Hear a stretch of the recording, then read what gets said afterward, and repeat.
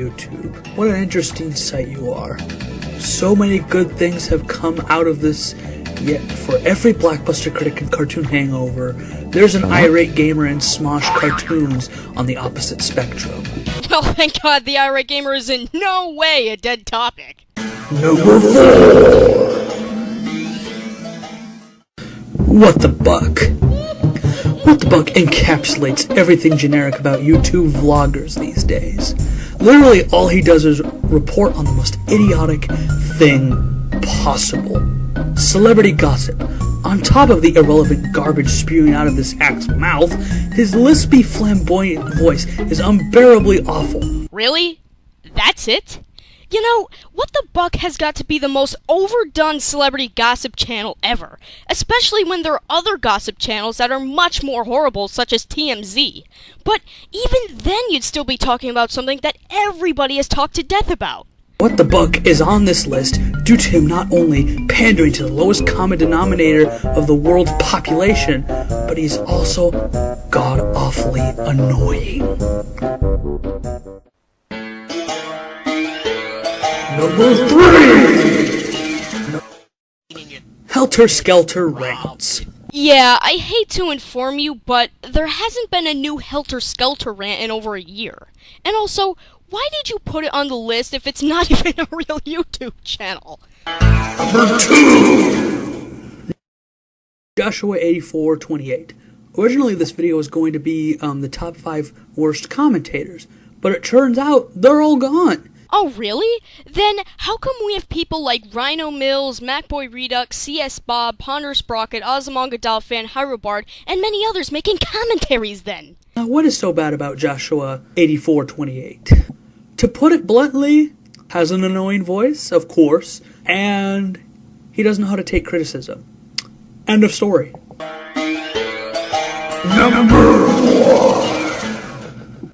MSkull01.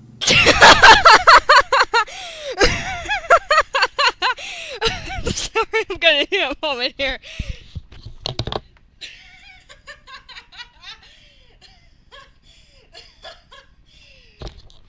Okay. Let's continue. He has an annoying, lispy, flamboyant voice, he contradicts himself quite badly, and he simply can't make a video without having either of these two factors. One instance of this is when he claimed PM Rants to be a bad person for putting younger, kiddie YouTube partners on number 1 on his list simply because they're kids. Yeah, I think you might be having one of those out-of-contextual experiences, because if you watched MSkull's video on PM Rants, you would know that he wasn't just upset because PM put kids on the list. He was also upset that PM put kids higher on the list than somebody who is profiting off death and suffering. Well, those were my top 5 worst YouTubers. Hope you all enjoyed this video, and be sure to be on the lookout for future videos like this. Hope you all have a good day. Anyways, ADHD. Lately, there has been an increased number of diagnosed people who have been diagnosed with ADHD, ADD, and all sorts of other, mental disorders. However, something that really annoys me is when people who have ADHD complains about it and uses it as an excuse to get away with things. Yeah, you person with ADHD, how dare you use your disorder to get away with unspecified things? God, when will they ever learn? First of all, ADHD is indeed something that is medically called a disorder, but it can really be used in so many good ways. You just need to learn to focus. Oh, and also try to, control your impulses, like not doing random stuff, looking at random stuff. Just focus. Yes, because as we all know, every single person with ADHD has absolutely no difficulty with any of those certain skills whatsoever. And also, well, it's not an excuse. It's not supposed to be used as an excuse to get away with things. I've known a fair amount of people who can do something and then say, well, I got ADHD, it's fine. No, sweetie, it's not fine. If you have ADHD, it's not an excuse. It's a fact. Well, I guess that's why they call it ADHD then. And, well, you can either choose to take them or not take them. Also, different people react differently to different types of medicine, which, of course, is explainable and totally normal. However,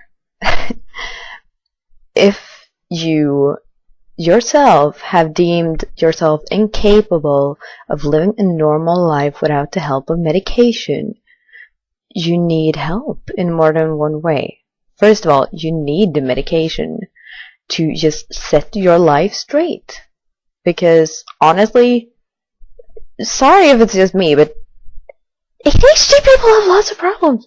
Okay, everyone else does too, but, you know, we do random shit that we shouldn't, say stuff that we probably shouldn't, because we don't think first. Okay, I'm sorry, but what do you mean by we? Are you referring to people who have ADHD, people who might have similar disorders, people who don't have ADHD? I ask this because by using words such as we or us or they and not going into much detail, it makes it sound like you're overgeneralizing a wide range of people that have similar characteristics by saying they all act the same way and thus they must fall under this category. And that causes a lot of unnecessary problems. So first of all, school. Yeah, probably not the funniest topic, not the funniest place to go to, but it has to be done. Let's face it. You all need a good education, and so do I. I mean, otherwise we wouldn't have school if we didn't need education. So, if you need meds to be able to focus in school, well, there are options for that, which you can consult your doctor or psychiatrist or both about. And please just take my advice. Go to school. Do your best. Even if you need meds for it, it's a way to, you know, give yourself a chance. And it's worth it. I mean, personally, I hate meds. There is nothing that I hate more than meds. Spiders. Spiders are horrible. You know, you gotta love that sudden shift in opinion there. I mean, first she talks about how ADHD medication is apparently God, and that it will make you the smartest and most focused person ever. Then just 1 second later, she's like, oh my god, medication is evil, I hate taking it, it's the worst thing ever, oh my god, oh my god, oh my god. And some other stuff too. But anyways, meds. I don't like taking meds. Pills are just... ugh. And still, I do it because if I don't, I can't focus in school. I can't focus when I really, really need to. And I really don't want to make the mistake of not taking the chance that I have been granted through my own, you know, dedication of actually moving on. After all, let's face it. You have most likely had quite a few problems in school, and education might not really be your thing. But let's get it over with, shall we? So, I feel like I keep repeating myself, but just do your best. Do what you can. And if you are like me and hate meds, yeah, consult your doctor about that. Because me, for example, I take a medication called Concerta. I have no idea how to pronounce that in English. And yes, it is a drug, just like every other medication there is out there. However, if it can help me live a normal life by granting me the focus that I need to be able to handle my education, why not? It's worth it. And after all, I can have my weekends free. On the other hand, there are of course medications that you need to take every day.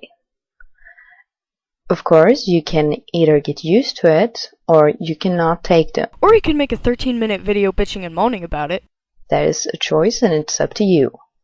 However, remember that there are consequences to every choice that you make. Small or big, doesn't matter. There's a consequence. Positive or negative, you never know. Sometimes you do know, but yeah. Anyways, I kind of forgot what I was going to say apart from that, but yeah. Just don't ever use your diagnosis as an excuse. So, first it was a disorder, then it was a fact, now it's a diagnosis? Consistency? What's that? Because it's not. I see it as a gift. I mean, damn, it's annoying. But it can help me at times. I mean, I can have 10 different projects, and I can keep track of them all. Yeah, I'm gonna call bullshit on that one because even with the assistance of the medication, I find it very hard to believe that it can help you keep track of 10 different projects at a time. Because that's just how I work. When I can't use my energy to move or run around or whatsoever, I will start a project. I'll do something I'm interested in. I'll draw something, sew something. S-E-W. Yeah, my English isn't as good as it should be. And yes, my hair is incredibly annoying, I know. Anyways, just try to find a positive outlet for all of your energy. If it's going to the gym, fine, that's really good. Good job. And also, creative outlet, perfect. Or you can just, do some housework, some chores that needs to be done, go out running, go out for a walk, hang out with people that are just as random as you are. Trust me, that is fun.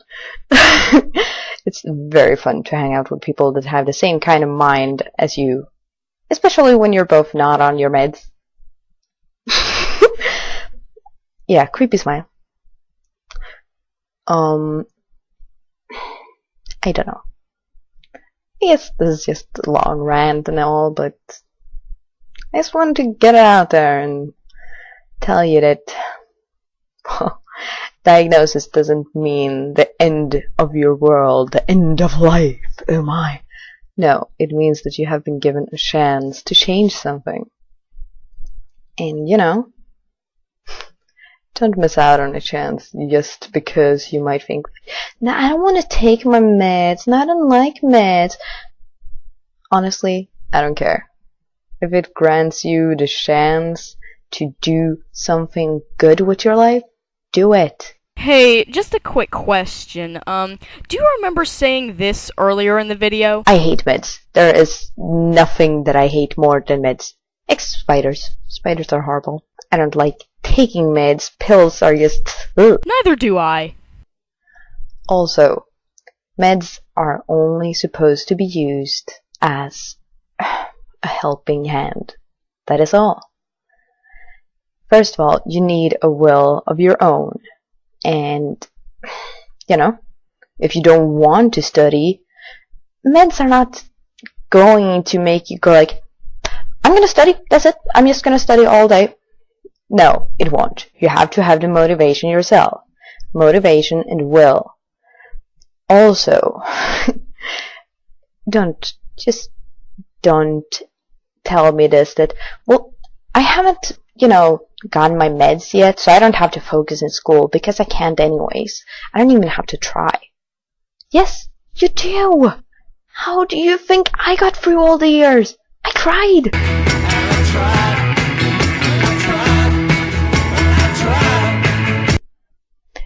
And yes, I cried a lot. It was a hard time. I mean, damn, not being able to focus? For all of you who do not have ADHD and still watching this, good job, by the way. Very good job.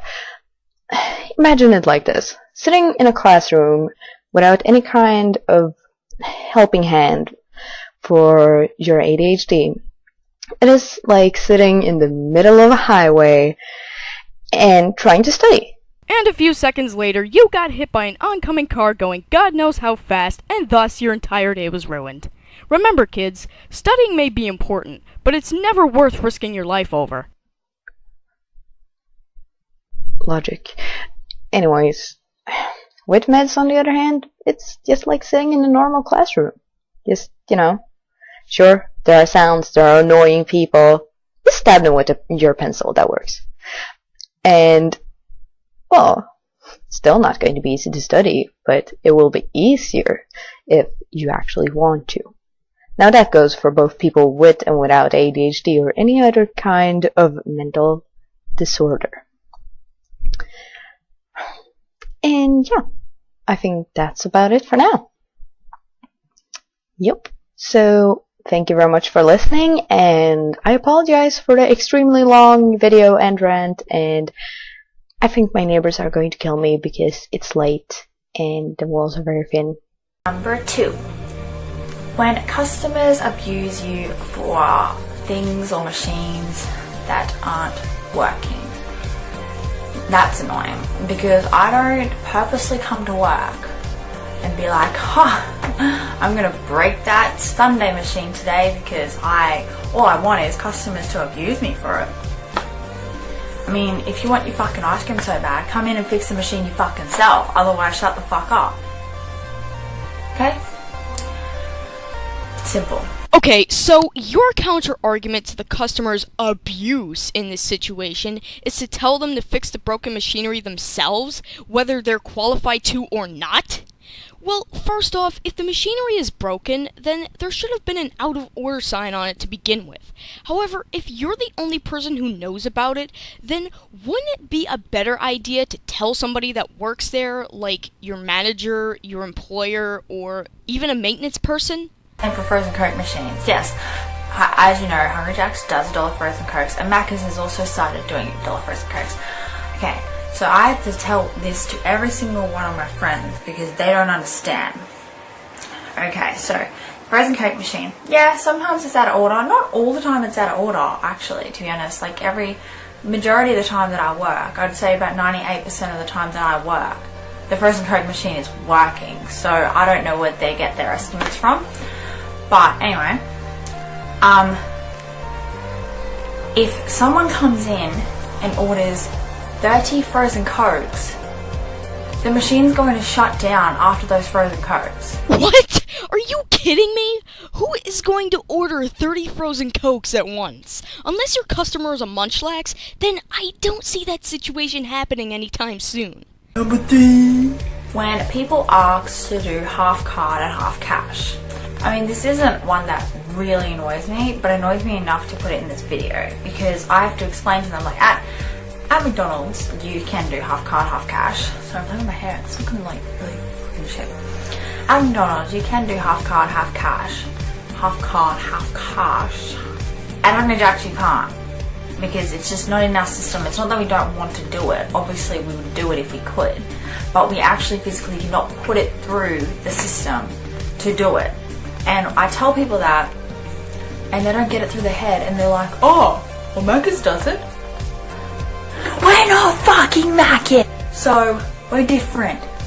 We are different. You know, I agree. Why blame an obviously faulty system when you could put all the blame on the customer for requesting this payment method? Number 4. When you go to the registers and you're like, hey, can I help you? And they're like, yep. And then they order what they want. And it's like freaking 20 meals. And then they change the whole fucking order. Really? Really? You just ordered your whole fucking store. Why do you need to change it? There was a motorbike driving past my house. Jeez, a little overkill on the hyperbole there. Look, I don't mind hyperbole that much, but there's so much of it stuffed into this one segment that it's hard to understand what her original point was. Number 5. When people order stuff and then you repeat it to them like 3 times just to make sure that it's right, and then you pay it off and you collect the order and you hand it out to them and they say it's all fucking wrong. What were you doing when I was just repeating your order to you fucking 3 times? What were you doing? You wait until now to tell me that the whole fucking thing's wrong. What is wrong with it? What is wrong with it? Your fucking brain is wrong with it. That's what's fucking wrong. That's just annoying. Okay, I don't know about you guys, but to me, I'm a little confused about what she's talking about in this segment. If you're talking about making a mistake on a customer's order while they're ordering, then 9 times out of 10, they're gonna tell the order taker. If you're talking about mistakes on orders being made despite the fact that the order taker got it right, then why is the customer being blamed rather than the person who prepared the meal in the first place? You know, I could understand if the customer ate the whole meal and then complained about a mistake being made, but from the way you're describing it, that doesn't seem to be the case. Number 10. And number 10 will just be rude customers in general that think that they're higher up than you on the food chain because they're the customer and you're the worker. And they're just so rude to you and they just treat you like shit. Yes, I'm a person too with feelings. Alright, can I ask a perfectly legitimate question?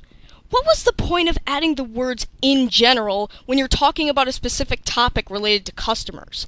Wouldn't it have been easier just to say customers who don't respect workers?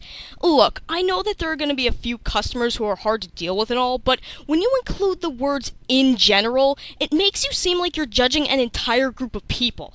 And I also find it funny how this seems to be the only segment in the entire video in which you provide absolutely no examples of. And being that this is a segment about disrespectful customers, I think it would have helped your case if you gave an anecdote or any other type of evidence. I'll definitely be doing more of these rants because they're just funny to watch and I like doing them because it makes you feel so much more calmer once you finish. Bye! Hey guys, I'm here today to talk to you about the kooky way the United States regulates chemicals in the everyday products that we use, such as makeup. Mainly that they don't. Except that they technically do, but I guess we'll just forget about that. But it isn't like this in other countries. See, the EU adheres to something called the precautionary principle. And what exactly is the precautionary principle? Great question, Katie. You are smart and valuable and you ask great questions. Other than being a perfect example of why we should all move to Europe, the precautionary principle is the principle that the introduction of a new product or process whose ultimate effects are disputed or unknown should be resisted. Essentially, they are cautious. If the effects of something are unknown, they say no. If data is inconclusive, they ask for more data. The United States, however, operates under a high proof of harm. In other words, they require significant evidence that something is detrimental to the environment and the population in order to ban it. So, if I understand this correctly, you're implying that America's high proof of harm system isn't cautious because it's not cautious in a specific way. Look, I'm not going to act like the high proof of harm system is perfect, but if you think that the precautionary principle is any better, well, I'm sorry to say that doesn't seem to be the case, because you see this screenshot here? These are just a few of the many problems with the precautionary principle. Ready to have your mind blown? The United States has not passed a federal law to regulate the ingredients used in personal care products since 1938. Oh, Beauty Counter! Yeah, you know, that company that's unaccredited by the Better Business Bureau? Not only that, but while they do have a resources and learn more section, the sources that even remotely have to do with the claims on their Our Story page are extremely dubious to say the least. Remember, just because the source you're using isn't Wikipedia doesn't mean that the source can't be questionable. Meanwhile, the American public unknowingly smears, breathes, drinks, and eats poison literally every day. Take those notorious tricksters, red dye number 40, yellow dye number 5, and yellow dye number 6. In 2007, scientists concluded that eating artificial food dye was bad for you. Go figure. Specifically, that they caused hyperactivity in children and have also been linked to cancer. You know, those two diseases that are a total bummer and everyone hates and are a big problem here in the United States of America. So, while in the UK this study was enough to ban dyes as food additives, the United States was all like, oh, yeah? But, nah, we're good. Yeah, here's the thing about that. You see, when you take a bit of a closer look, you'll notice that there are quite a few major issues with the study you cited. For one thing, they gave the test subjects mixtures of various food dyes, making it hard to tell which exact food dyes are supposedly causing the problem. So if that's the case, how do we really know if the dyes you mentioned are truly causing kids to become hyperactive? Not only that, but even the European Food Safety Authority journal said that the study provided limited evidence at best. But you want to know what the strangest part about this whole segment is? She makes no attempt to back up her claim about how food dyes are linked to cancer. That's right, no screenshot, no link to the source where she got it from. Hell, she doesn't even do both like she has been doing throughout the video thus far. So if you can provide evidence to back up both your hyperactivity claim and UK ban claim, why can't you do the same with the cancer claim? Oh, and if you're looking for the source in the video description, yeah, good luck. 'cause it ain't there. And you know that old saying, if it's not a dye, it's a preservative? Well, that is exclusively relevant here. Take a look at this label from a box of Rice Krispies. What exactly is BHT? Well, BHT is a synthetic compound which is commonly used to preserve foods and cosmetics, and also can be found in jet fuels, rubber, petroleum products, and in embalming fluid. However, perhaps its most distinguished feature is that it should not be allowed to enter the environment because it is a known carcinogen that can cause liver damage. Just because BHT is found in those products doesn't mean that BHT itself is as harmful as those products. I mean, going by your logic, water is found in hydrofluoric acid, therefore water itself is dangerous to consume. Also, according to the International Agency for Research on Cancer, which is part of the World Health Organization, BHT is classified under Group 3 of their carcinogen classification system, meaning that it is unclassifiable as to its carcinogenity in humans. In other words, there is no evidence at the moment to prove that it causes cancer in humans. So, with that said, I guess BHT isn't the known carcinogen that you make it out to be, now is it? Now, BHT is not to be confused with the bovine growth hormones BGH or BST, the toxic spawn of Monsanto, which was somehow approved by the FDA in 1993, even though that shit ain't good for us or the cows. Yeah, growth hormones have been linked to breast and prostate cancer, thyroid disease, diabetes, obesity, infertility, asthma, allergies. So, you know, that sucks. You know, here's an idea. How about actually have what you're showing us match up with what you're telling us? Because I'm looking at the screenshot right now, and from what I see, they're talking about hormone disruptors. Specifically, pesticides, Teflon chemicals, plasticizers, and food contaminants. Guess what's not explicitly listed? That's right, growth hormones. Now, granted, they do mention growth hormones earlier in the article, but even then, that doesn't automatically mean they're specifically talking about that in this part of the article you showed, so this screenshot does diddly squat to back up your claim. Continue to educate yourself. Check out websites such as the Environmental Working Group, which tries to sell you a product even when they themselves have rated the product as dangerous. Not only that, but they give ratings to products using their danger scale even when there is little to no data to justify said rating. Or check out documentaries such as Fed Up, which has been criticized for getting a whole slew of facts wrong and wrongfully blamed sugar for causing the obesity epidemic, especially when claiming that it was responsible for doubling the prevalence of obesity in America between 1971 and 2000. Forks Over Knives, which has been noted for using evidence such as the China study to support one of its major claims, even when said study is highly questionable. And The Human Experiment, which relies way more on personal anecdotes to support its claims about how chemicals cause certain health problems,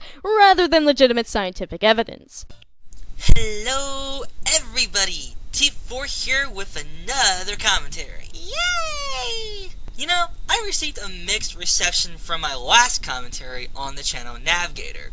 The main reason why was due to the fact that the channel has been irrelevant since 2008. Despite that I stated that in the same video.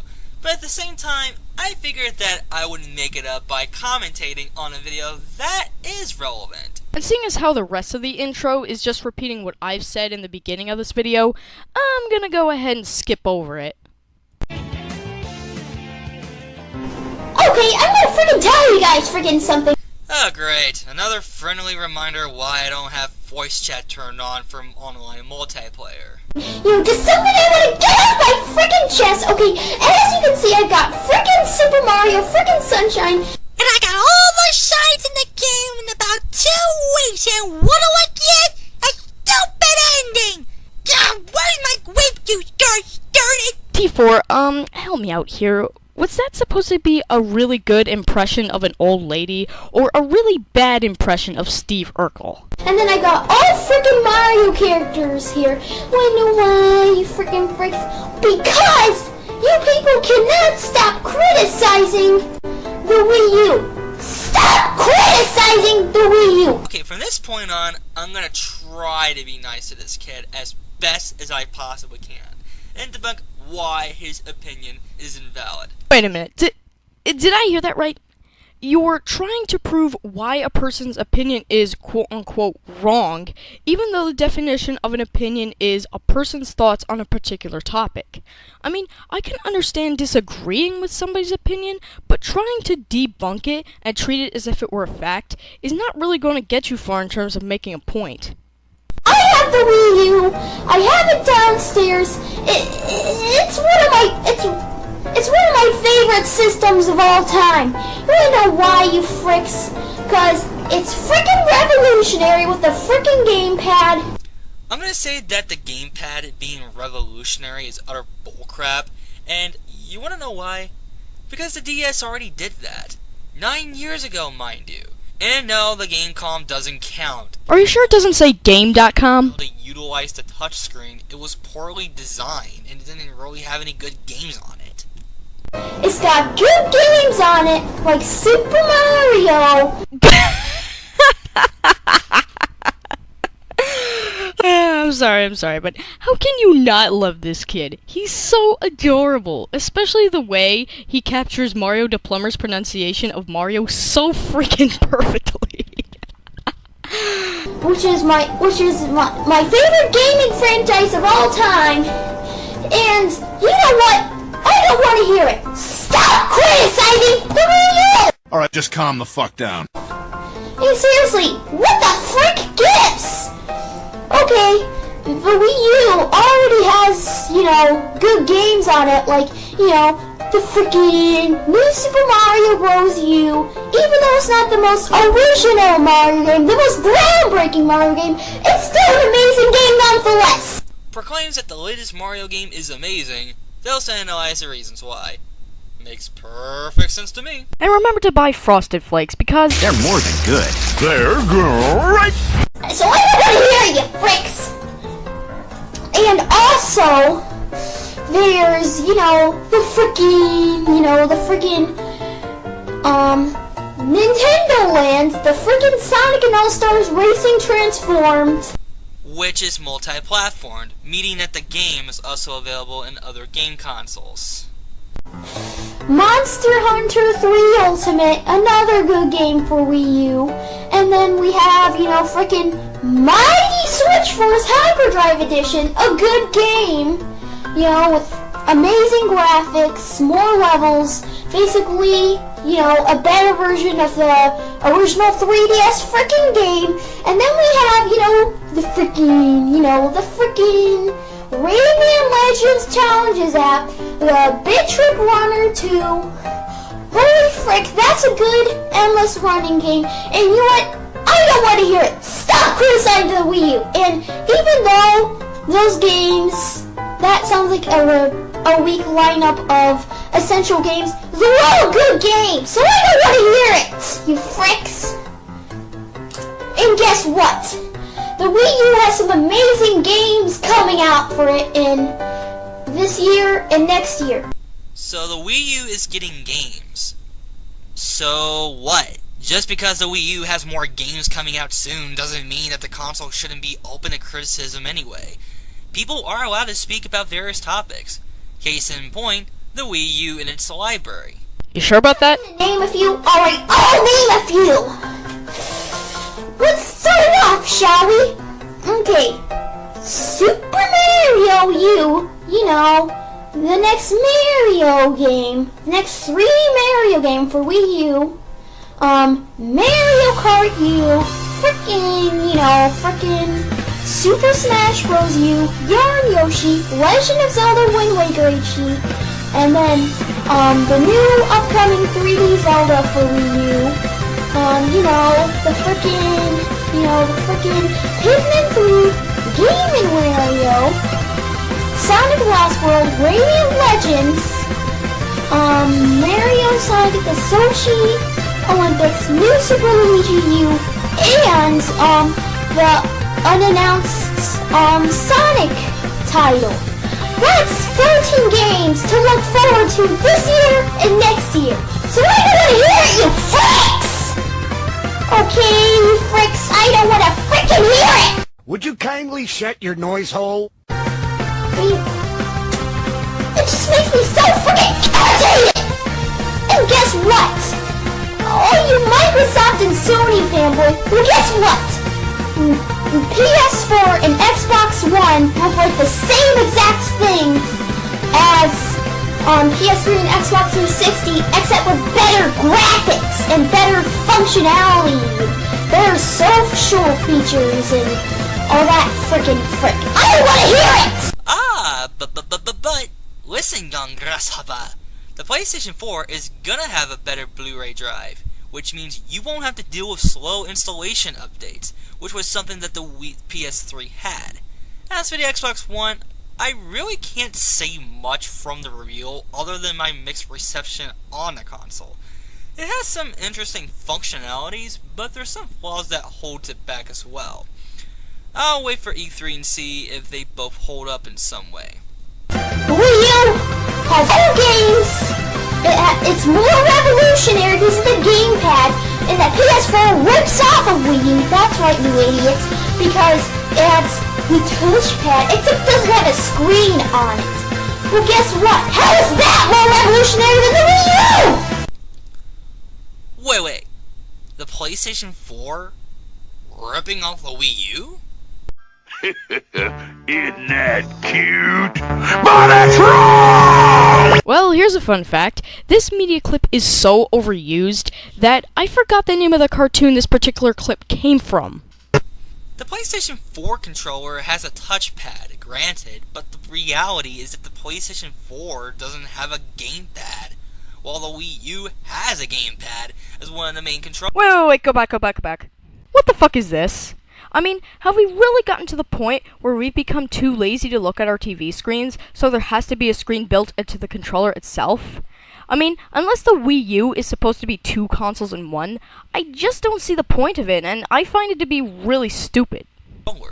So, really, it's not a rip-off of anything, which I could commend both Sony and Microsoft for.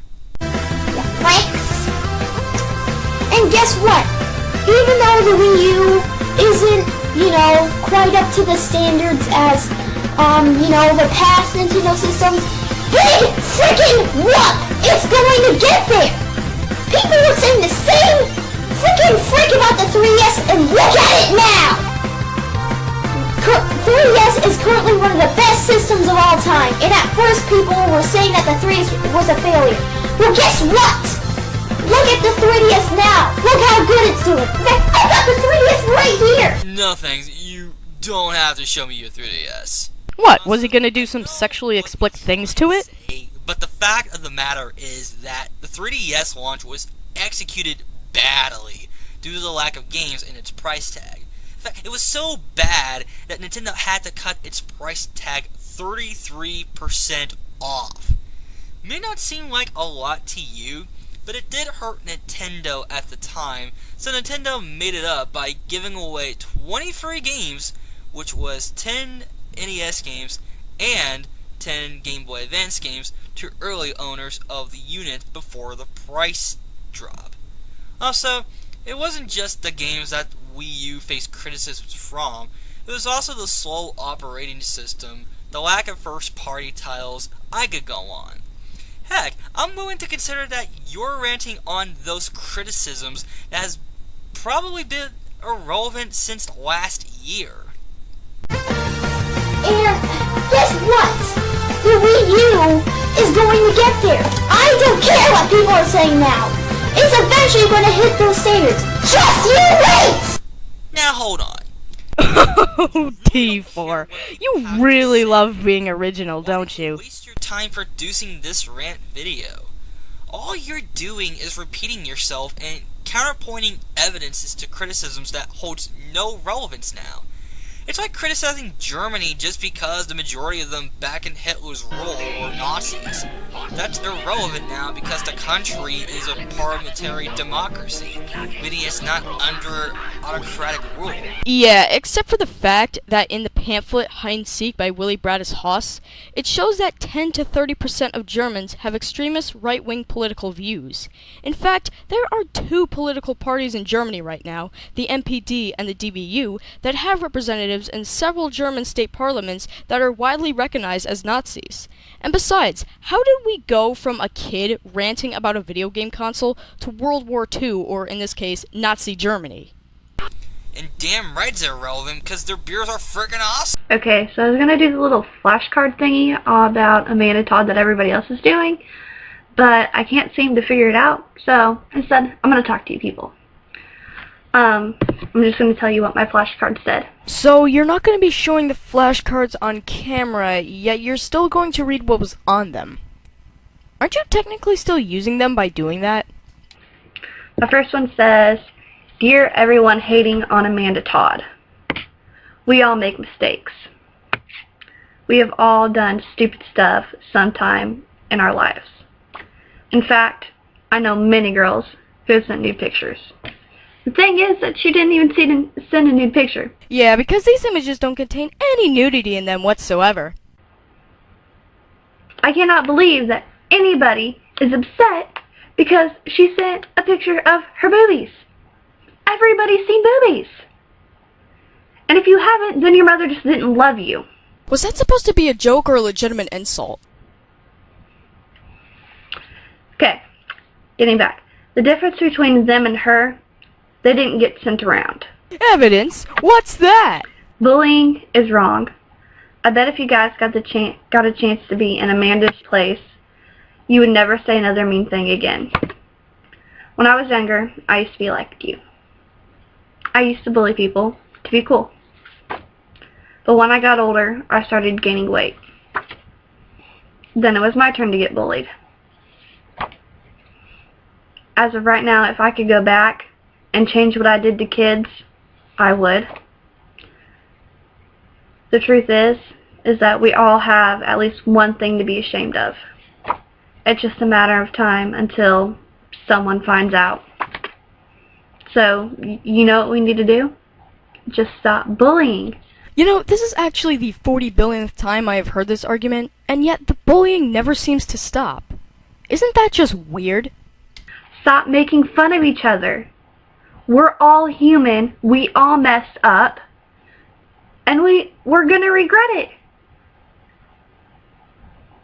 So why can't we just get over that and just be freaking happy?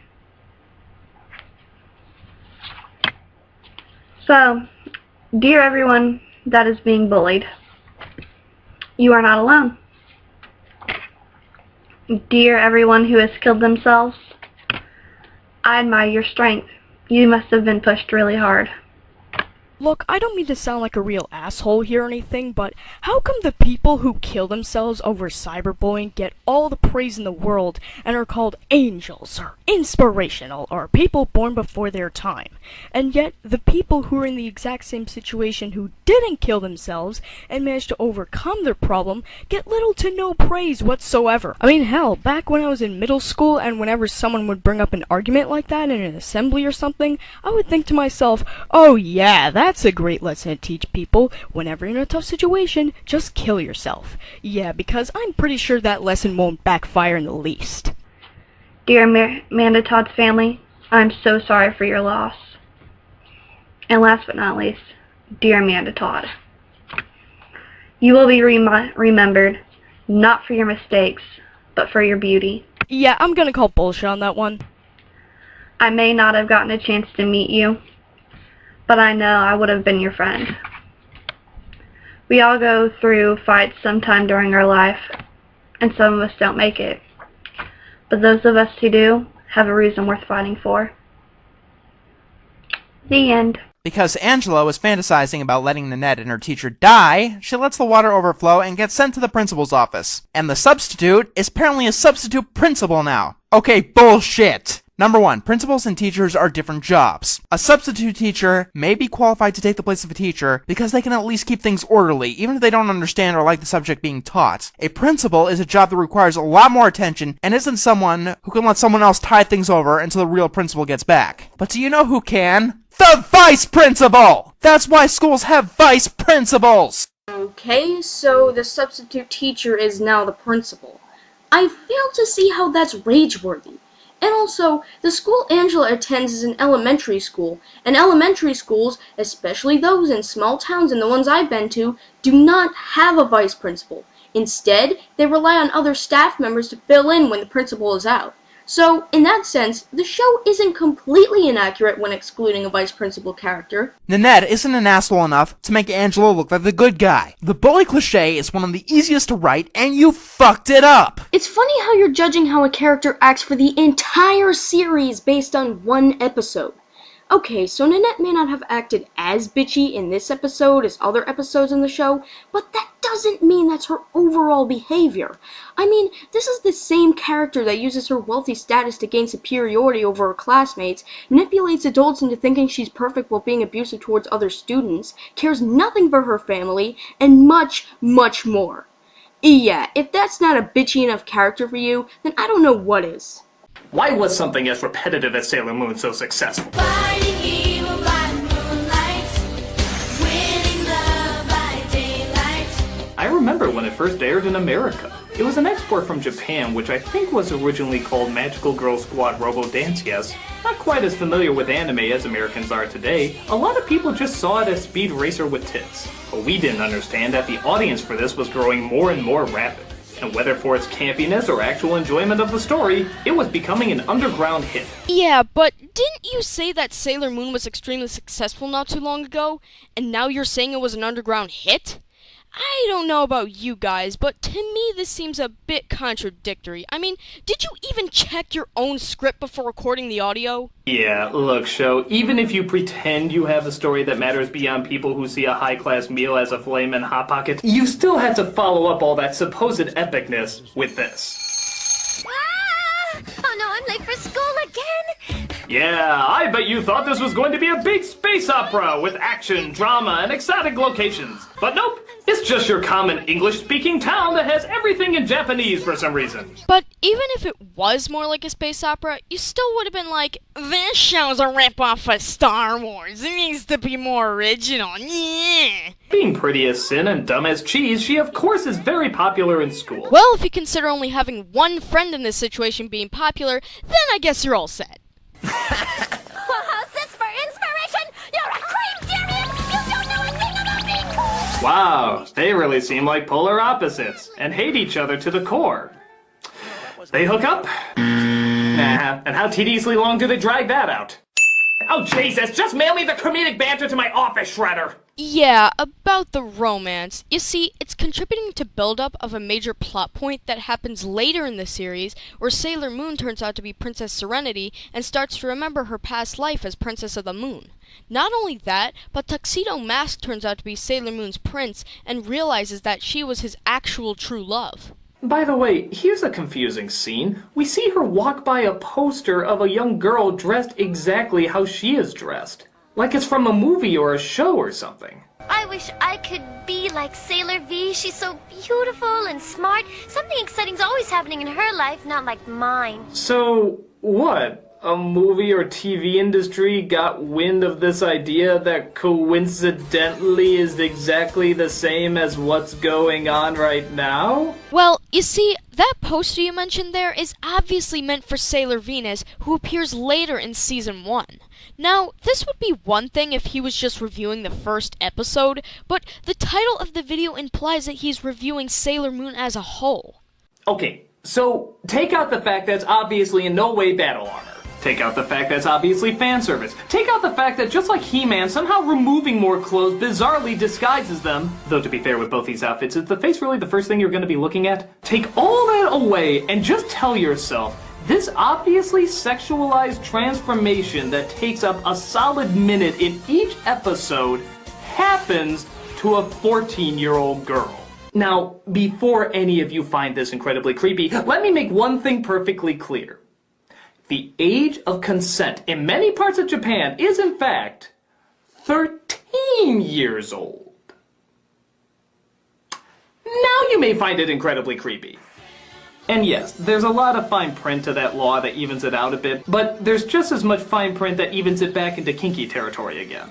For example, sex between 13 to 17-year-olds can only be done with other 13 to 17-year-olds. That's good. However, that's only sex. Groping, handjobs, blowjobs, and whatever else your preferred imagination can come up with is all perfectly legal. That's bad. However, they have cracked down on human trafficking, forced prostitution, and other illegal acts endangering people in that age range. That's good. But that doesn't stop people from creating kinky establishments like the Sexual Harassment Corporation, where you pay to molest girls in school and business sets and is totally 100% legal.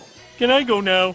But, of course, all this talk about Sailor Moon being a sexy 14-year-old pinup is all building up to one important question.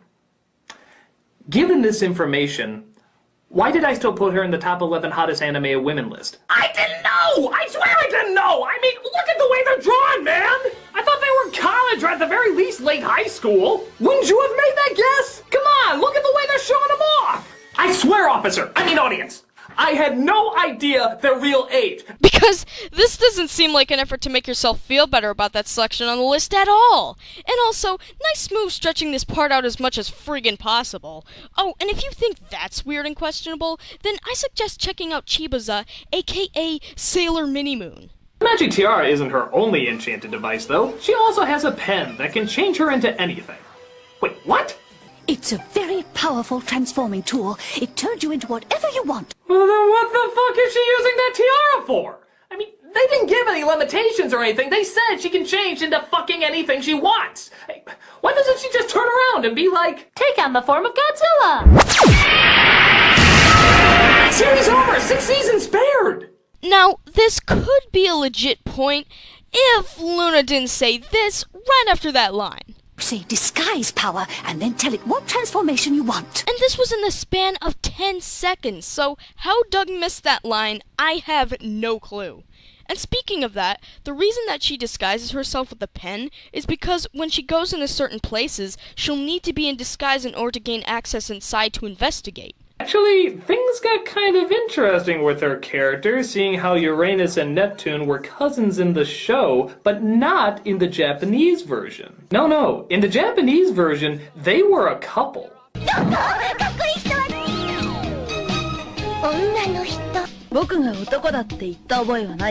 That's right, straight up lesbians. You know, it's funny.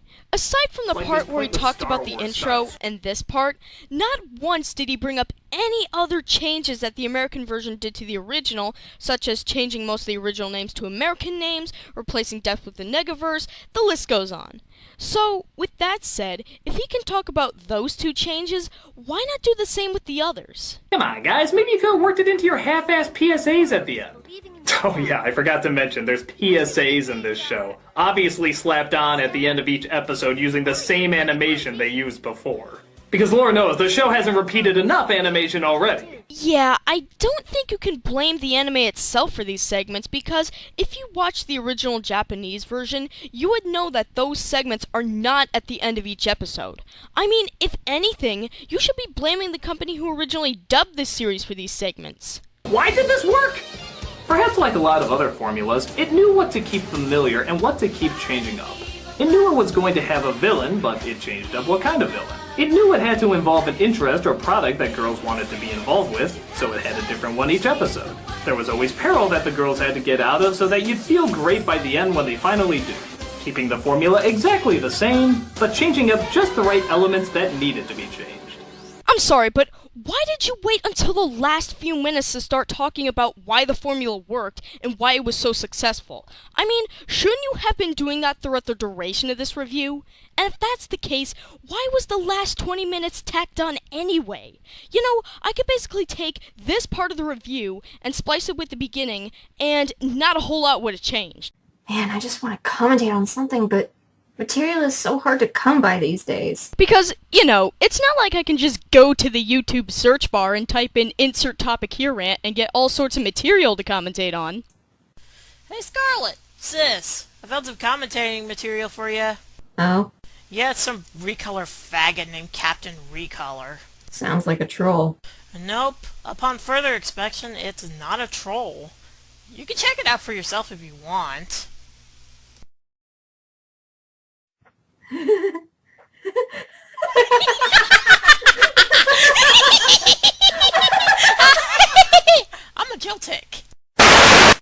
Hey there guys, Captain Recolor here with another video. This time it's a shorter commentary. It's a Recolor's commentary shorts. Actually, and who is it on? You guessed it. Another attack by a Recolor hater. Yes, because recolors are so superior to original drawings that were done by hand. How dare anyone have a negative opinion on recolors? This time, it's not on Youngblood Fantasy. No, he got what he deserved. Wait, you mean that video that you made a month ago on Youngblood's commentary on Gyro from 2 years ago? Hobbs got what he deserved? I'm sorry, sir, I think your brain might be on backwards. Old subject was old and didn't need anything more to be said about it, and you say the same things that you say on that video with this one here. Examples? Well, can't have those. Mr. Sir Raven. What a trollish name. Anyway, let's get started. So lately I've been seeing this excuse from Sonic Recolors regarding their art, that their FCs are not recolors, but tracings, and tracings are better than recolors. To be honest, what's the difference? Okay, here's the difference. The difference is when you recolor, you color it according on a main template to make it original. When you trace it, color it in, or color whatever color you want. Then that way it's not recoloring, it's tracing and coloring. Tracing and coloring and recoloring are the same thing from the comparison you just made. They don't require you to draw anything from your imagination, just for you to switch the colors around to make it look like the character got a redesign in the color wheel. Here's someone recoloring. Now here's someone tracing. Is there really a difference? No.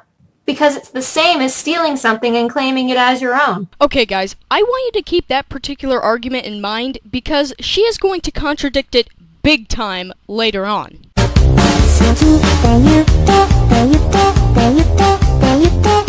But the real question is, what's so wrong with drawing freehand? I could care less if someone drew a Sonic FC and it looked crappy. At least they put in the effort not to rip off some sprite or a Sonic.exe screenshot. And when it comes to references, I'm okay with that because you're studying on the object you intend to draw and not blatantly copying it. And on a bit of a tangent, to anyone who says that they can't draw, anyone can draw. It takes time and effort.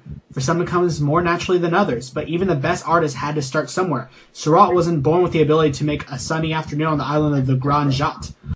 Yeah, we're thinking about the people who have no patience. That's the thing. They try to draw, so recoloring is a form of, just recoloring. Recoloring is a form of just recoloring. Yeah, that makes sense. And if people are so impatient at getting better at drawing in the first place, then they shouldn't be drawing. Recoloring is not a form of teaching yourself how to draw. Tracing, to a certain degree, is. But wait, Scarlet, didn't you say this earlier in the video? Here's someone recoloring. Now here's someone tracing. Is there really a difference? No. Because it's the same as stealing something and claiming it as your own. And now you're totally okay with people learning how to draw with the same method you claimed was nothing more than stealing? And you could argue that she said to a certain degree, but you see, here's the thing. Throughout this entire commentary, she tries so hard to prove why tracing and recoloring are bad ways to learn how to draw and are nothing more than stealing, and then she goes and says that one of these methods are okay to learn how to draw with. You see, when you go ahead and do stupid stuff like that, it kind of destroys the credibility of your argument. But recoloring is just taking something that may be from a screenshot or someone else's artwork and coloring over it. And don't try to say it isn't stealing, because it is. Just, well, what's wrong with recoloring until they can draw a little bit better. I mean, take for example, someone draws this, for a matter of fact. Obviously, you see, and they can probably see, that they have really no talent for drawing yet. So, they decide to wait years, continuing with the recolors, and then, a few years later, after, tracing and recoloring and getting the basic gist of how you create art, they do this. Take, for example, my fan character I made. The fan character is really good, but obviously, it took time to draw. And how did I learn it? By recoloring. See, recoloring is not just copying. So by a certain amount of time to practice recoloring, you drew something that looked exactly like this. I can feel my brain cells dying right now. So it's not okay to create a fan character unless you draw it by hand. Well, I guess when you put it that way, it just makes a whole lot more sense. I applaud artists who will at least make the effort to draw something than those who don't try or give up because it's too hard. To quote Dr. Kelso from Scrubs, nothing worth having comes easy. And do you know what's easy? Tracing. And yes, that's why nothing's easy. So that's why people use recoloring to help them. You know what? Mr. Zerbean, I have nothing against you personally, but follow these rules of the internet. If you act like an idiot, then you will be treated like an idiot. Simple like that. Ironic that he says that. I know the kid is 12 or 13 and still has a lot to learn about what recoloring really is. And that's why I held this kid to the same standards as an adult throughout this entire commentary. But this kind of video you made is only going to haunt you. Kid, you now have the ability to understand right from wrong. So do the right thing and stop stealing other people's work. It only gets you into trouble. Trust me, I used to recolor too, and it was not a pleasant time for me. You learn more from drawing your fan characters with your own hands than you do from a screenshot. This has been the bitch with the kitty claws saying, recolors suck! But tracing is totally okay!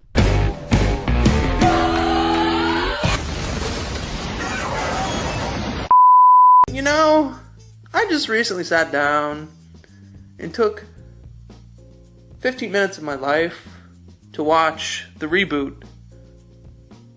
And, well, it was not a good time. Party time! Oh, God! First of all, Allegro, you know the panda who you're showing on screen right now, is the villain of the Painbow episode. You know, a type of character who you aren't supposed to root for. Second of all, there is a reason why these characters are twerking. In the episode I mentioned, Allegro is a party animal, and when Blossom refuses to party with Allegro, he calls upon his lobster minions to throw these smiley-face frisbees at the girls. When the frisbees hit Bubbles and Blossom, they are under Allegro's control and are forced to dance with him.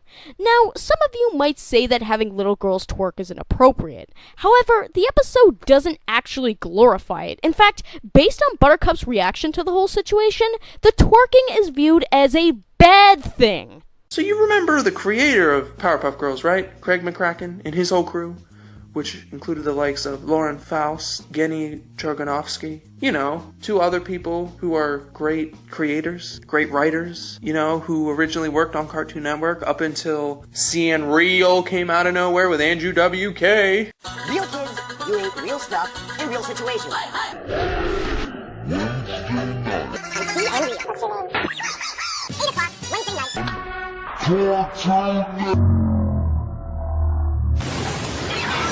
Dude, See Unreal hasn't been a thing since 2010, and the idea of a Powerpuff Girls reboot wasn't announced until 4 years later, so it seems rather odd and pointless to include it in your rant view since it has very little to do with what you're talking about. Which does beg the question, did you only put in a CN Real reference just for this one stupid joke? If so, then the joke fails miserably. You play 2 CN Real commercials back to back followed by an explosion clip. Not only does the joke seem more padded out than it needs to be, but it also throws off the timing of said joke. If you were to play one CN Real commercial and follow it with the explosion clip, it would have worked fine. Oh, and let's talk about that explosion clip, shall we? You see, earlier in the video, the exact same clip is played when he's showing off the Powerpuff Girls bumper, so I'm thinking there is supposed to be some sort of running joke going with this clip. If that's the case, then this joke also fails. If you want to have a good running joke, then you need to build upon it, add some major variation to it. Making the clip slightly shorter and softer in volume isn't a good way of doing that because the change is too small and very lazy. After so many years, when you're making a reboot, you would expect them to at least acknowledge the original creators and writers, the original staff.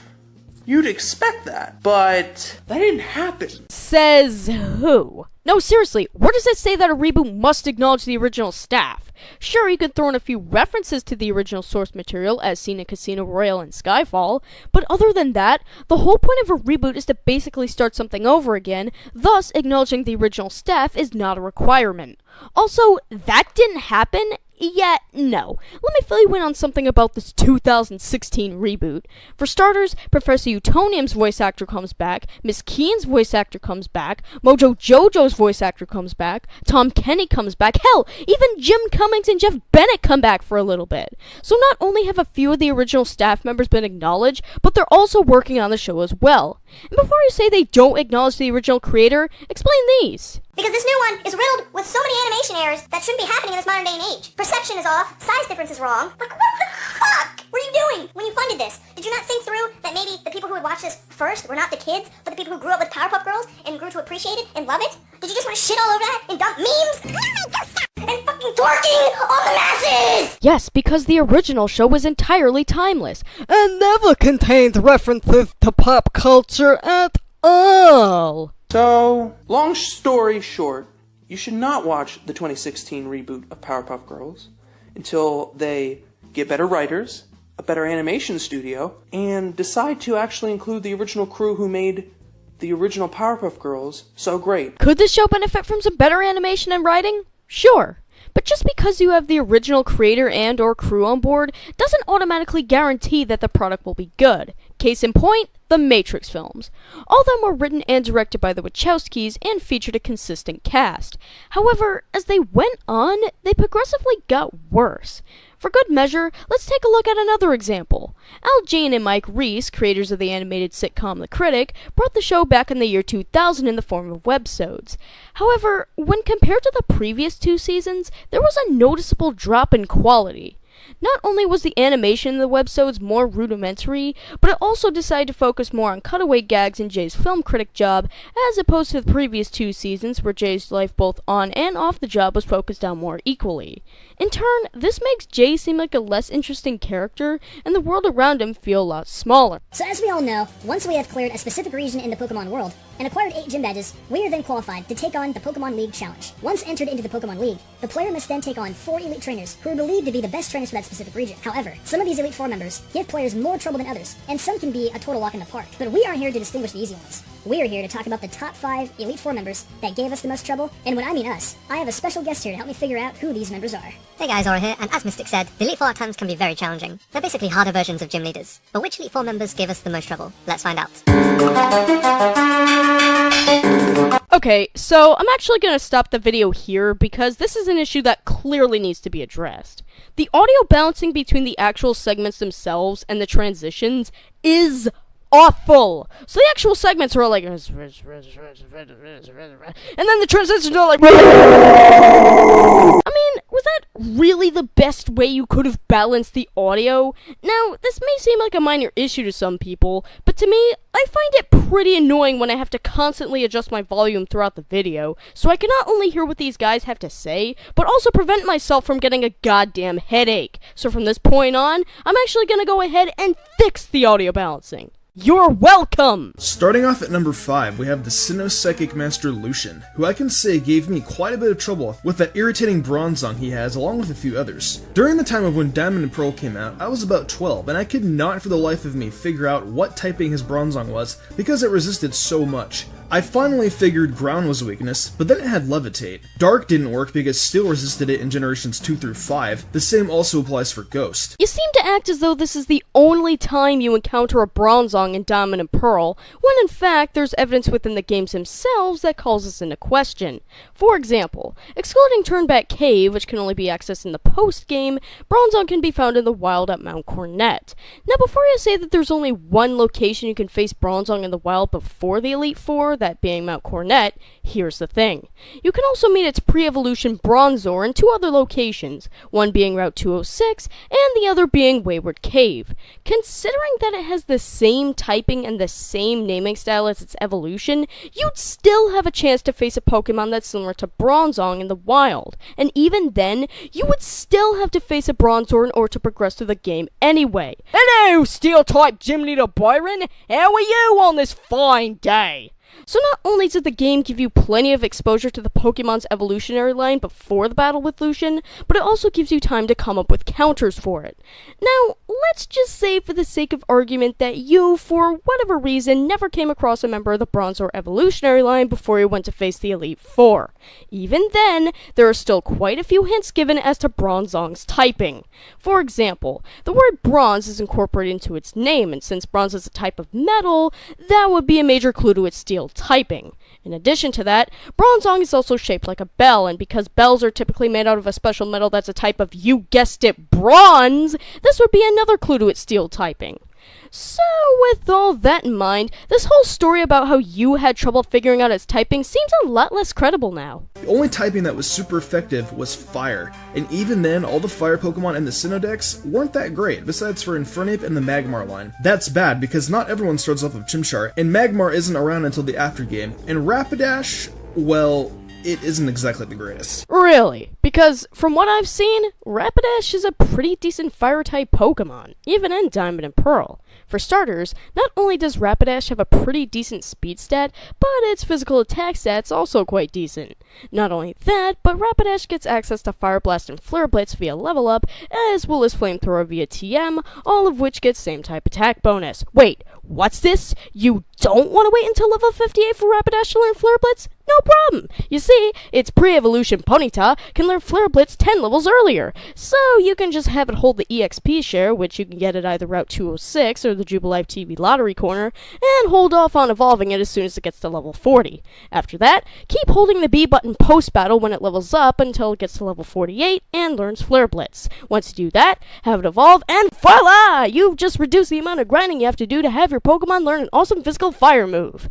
Oh, and it also gets access to Sunny Day via TM, which boosts the power of Fire-type moves. In other words, it makes the moves I just talked about even more powerful. Now, while there still aren't a lot of Fire types to choose from in Diamond and Pearl, those Fire-type Mons aren't your only options to get the job done.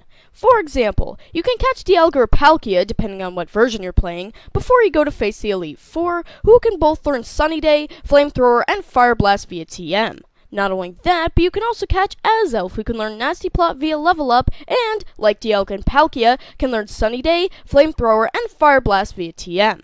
And last but not least, there's the Cranidos line, who have access to the ability Mold Breaker, which ignores the effects of abilities such as Levitate that could potentially affect the damage or effects of a move that its user executes. Given that Lucian's Bronzong would have its ability negated by the Cranidos line's ability, and factoring in the line's high attack stat and access to ground-type moves like Earthquake, that Bronzong is gonna get wiped out no sweat. Other than Lucian's Bronzong though, his team wasn't all that hard besides his Medicham with all the elemental punches, which gave Lucian a great amount of variety, able to cover almost any Pokemon besides Fire. And we're just gonna forget about Girafarig, which you showed as an example of a Pokemon on Lucian's team you had trouble with. I mean, it's not like you spent a long time explaining why Medicham was difficult, so why not talk about Girafarig as well?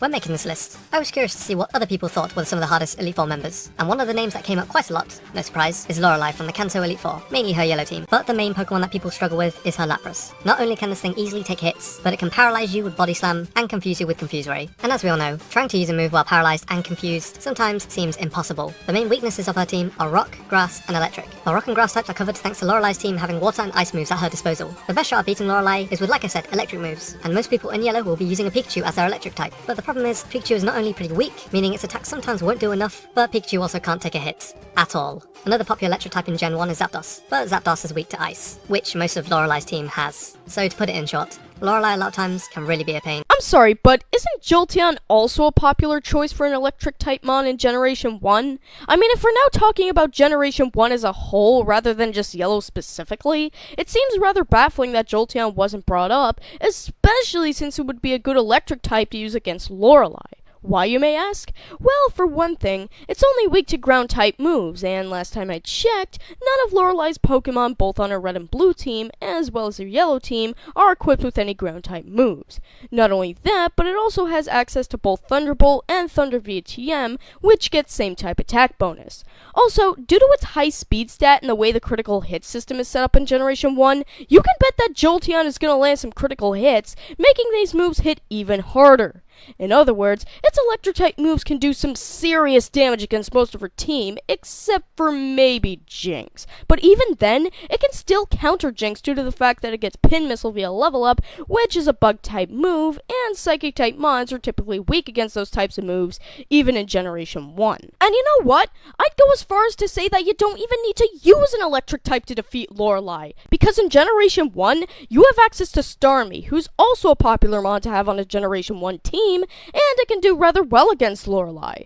For one thing, it resists water, psychic, and ice-type moves, which are fairly common on both of her teams. Not only that, but, like Jolteon, it not only has access to Thunderbolt and Thunder via TM, but its speed stat is also quite good, thus guaranteeing that it'll get quite a few critical hits. On top of that, while its defenses aren't that bad, they can be enhanced thanks to Starmie having access to Reflect, which raises physical defense, and also having access to Light Screen through its pre-evolution Staryu, which raises its special stat. So as most of you guys know, I did a video a while back on why there are no Dark-type gyms, and Exilian and I mentioned that it was because we feel that a Dark-type gym leader would use too dirty of tactics. Despite the fact that Ghost-type gym leaders are a thing and have Pokemon that can use quote-unquote dirty tactics, but I digress. Flint is the Fire-type Elite Four member of Sinnoh.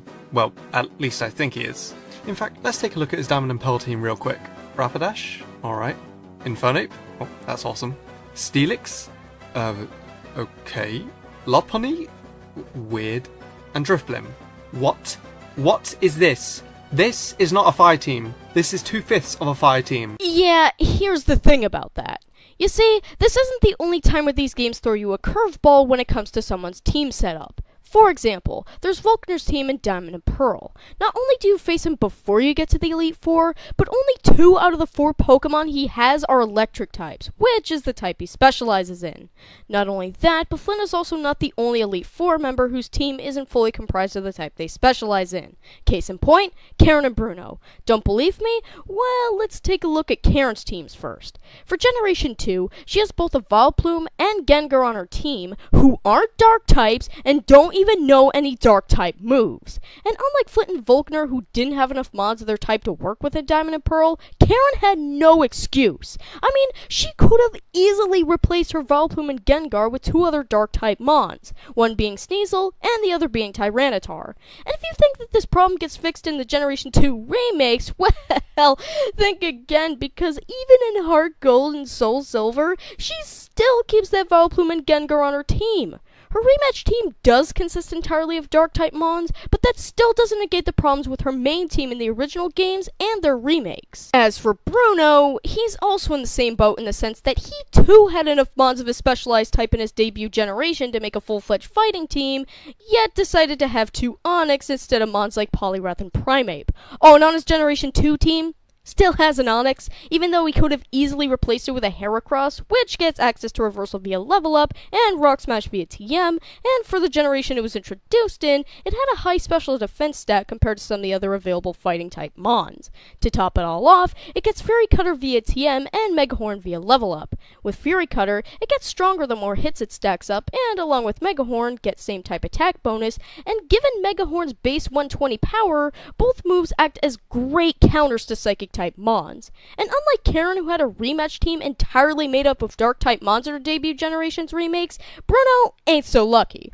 Instead of 2 Onix on his Fire Red and Leaf Green rematch team like he does on his main team, he now has 2 Steelixes, which aren't fighting type mons and aren't equipped with any fighting type moves. So let me ask you this, how come Bruno and Karen get a pass, yet Flint over here gets thrown under the bus? 3 of his Pokemon have Sunny Day, including his Lopunny and, you'd never guess, his Steelix. Who the hell put Sunny Day on a Steelix?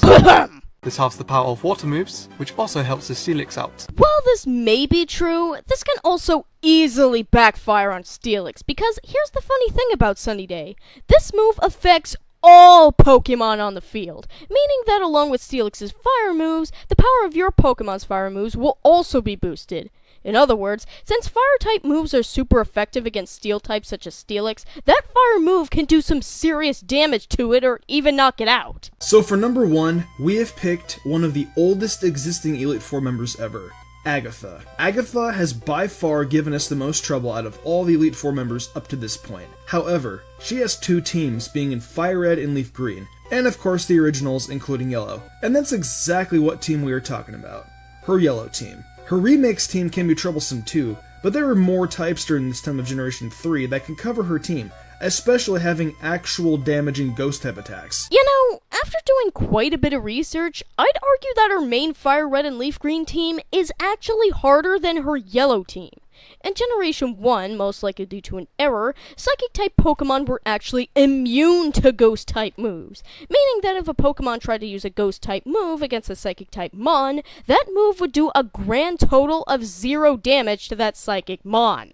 But from Generation 2 onwards, that was fixed and Psychic Mons became vulnerable to Ghost-type moves, thus allowing Ghost-type Pokemon to actually put up a fight against Psychic Mons. Poison types, which make up 100% of Agatha's Yellow and main Fire Red and Leaf Green team, were weak to Bug-type moves in Generation 1, but eventually became resistant to those types of moves. And unlike in Generation 1, where you could sweep 95% of her team with Ground-type moves, Generation 3 introduced abilities, and the Ghastly line was given the Levitate ability, which makes Pokemon who possess it immune to Ground-type moves. As a contrast to her Yellow team, where only her Golbat got immunity from Ground-type moves due to its part Flying typing, most of her main team in Fire Red and Leaf Green is immune to Ground-type moves, making the use of these moves against most of her team next to useless. But now, back to her Yellow team. Agatha has an Arbok on her team that has the move Wrap on it. A lot of you guys know that during Generation 1, Wrap became an attack that immobilizes the opponent's Pokemon, meaning it cannot attack until Wrap has ended. Not to mention her Arbok also has Glare, which can paralyze the player and can slow down the speed. This gives Arbok the opportunity to set up Wrap, if the effects of paralysis kick in. Her Arbok isn't the only problem though. She has other Pokemon with devious movesets very similar to Karen's team, and getting hit with one of these attacks can still be quite the nuisance. Her Arbok using a Wrap though, is by far one of the most annoying things that gave me trouble with Agatha, because of how broken it was in Generation 1. I love how you gloss over Agatha's entire team to focus on one Pokemon that can easily be taken out by a faster Pokemon with access to Earthquake, such as Charizard and Nidoking, which you can get early on as a Charmander and Nidoran male. In other words, if the Pokemon using Earthquake is faster than her Arbok, not only will it get knocked out easily due to its fragility, but her Arbok won't even get a chance to use those moves on you.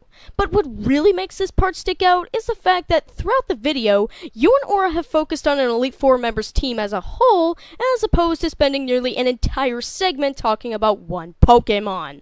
Hell, even in the Lucian segment, you still talk about other Pokemon on Lucian's team, albeit briefly, besides Bronzong. These were the members we had the hardest time with. What members did you guys struggle with? Share with us in the comment section below. I also wanted to thank Aura Guardian for helping me tackle this list. Thanks so much for featuring me on your channel, Mystic. We also did a collab over on my channel, where this time we talked about our picks for the 5 hardest champions in Pokemon. So be sure to stop by if you want to see more. Hello and welcome everyone to another Frozen review. Bullshit! Today we're going to be talking about Cartoon Network. A channel that's been around since... I don't know how long, I think back in 1998 or the 80s, 70s, I don't know. Well, Mr. I'm Too Lazy to Do Research, Cartoon Network was founded by that guy who created Captain Planet, Ted Turner, in 1992, the same year that Sonic the Hedgehog 2 for the Sega Genesis was released. It was originally a block on the No, This Has Nothing to Do with That Awesome AC/DC Song network, TNT. It started out in the mornings and eventually aired on the weekends and the afternoons. Isn't research amazing? Either way, this is a rant, along with the 1,000 other Cartoon Network rants that are on the internet. That's going to go into why the new cartoons suck. And the collage I have here is not made by me. It was actually made by the artistic genius Randy Aor, that guy from Fight Club. But it basically shows a lot of the good, well, the better shows Cartoon Network had back in the day. My memories are a little fuzzy on some of them, but I know each and every one of these shows to my heart. And to be honest, if the shows Cartoon Network produces nowadays had the quality of a lot of these shows, maybe they wouldn't piss me off as much. I'm looking at Adventure Time on this one. And Adventure Time, I can see why other people like it, but it has one of the more annoying fan bases I've seen in a long time. I really hate the Adventure Time fan base. Also hate the regular show fan base. And I also hate the Beyblade fan base. Well, at least Metal Fusion's fan base. So, let me get this straight. The reason why you don't like Adventure Time, regular show, and Beyblade Metal Fusion is because of the fan base? That's really dumb. I mean, that's like me saying, oh, well, Lucky Star sucks because some of the fans made Konata blonde and therefore I hate it. I mean, whatever happened to judging a show based on the overall content rather than stupid nitpicky shit like this? There are a lot of fan bases I hate, but that's for another video.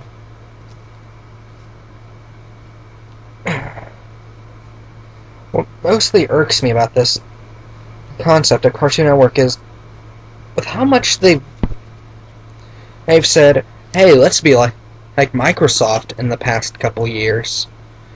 Let's piss off our audience. Let's cancel Toonami, then bring it back without a lot of the better shows it had. Yeah, screw our customers. Let's take something that they like and then bring it back. Alright, seems like a bit of a bad example, but okay. Well, some of these other shows I don't really think will come back. Kids Next Door, I don't think it will come back. My Gym Partner's a Monkey, I don't think it will come back. I hope to God Camp Lazlo doesn't come back. Mega 6LR, there have been rumors about that returning for about a year now, so that's very unlikely. So, who knows? Maybe they'll finally replace Johnny Test with something good and not crap. Happy, or something to that effect. Because it's not like I said earlier in this video that I was actually going to explain why the new shows suck. And I'm gonna be honest, I actually like Johnny Test. Well, for starters, the animation is done through Flash programs like Adobe Flash, and it looks pretty good for that particular animation style. Especially when you compare it to something like the later seasons of Arthur, where everything looks quite rubbery.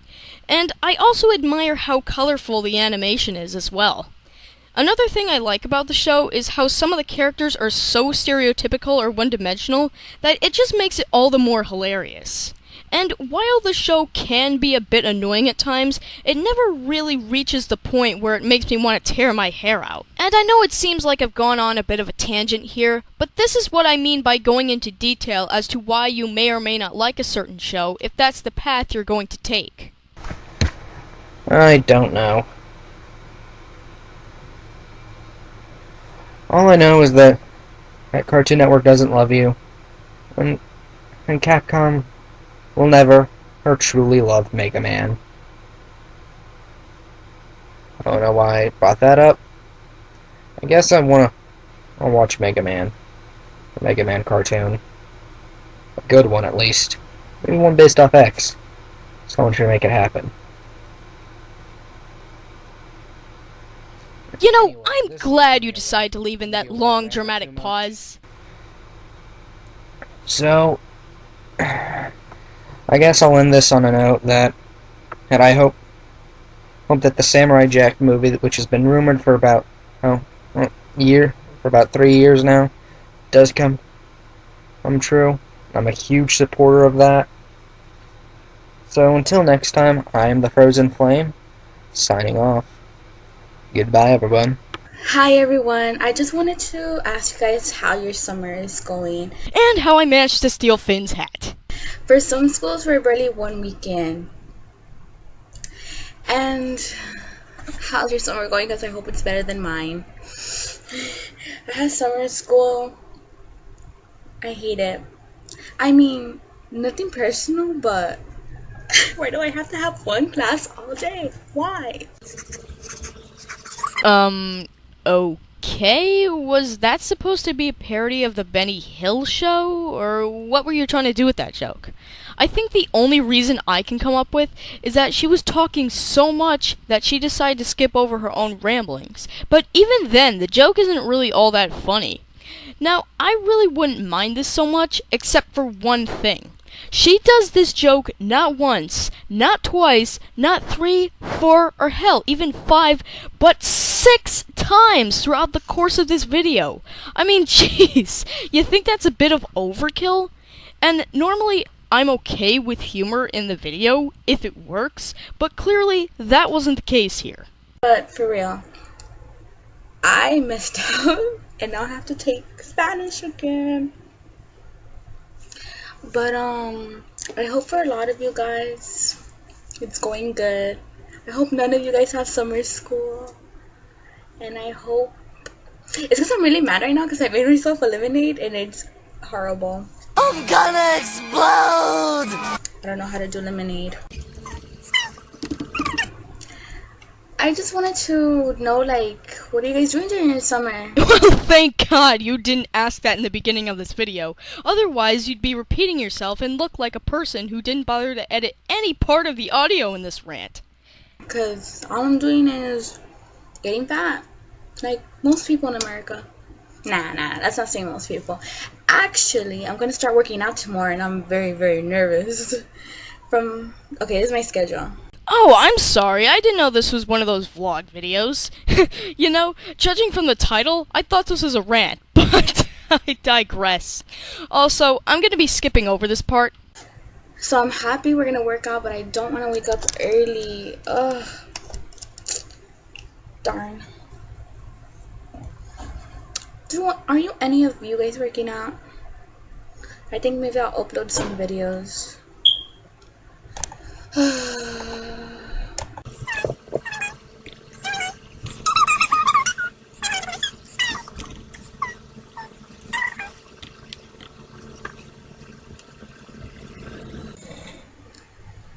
So yeah, if you guys want to leave any comments about how's your summer going, and I'll upload a video at the end of the summer to see how it all went, even if anything interesting happened to me.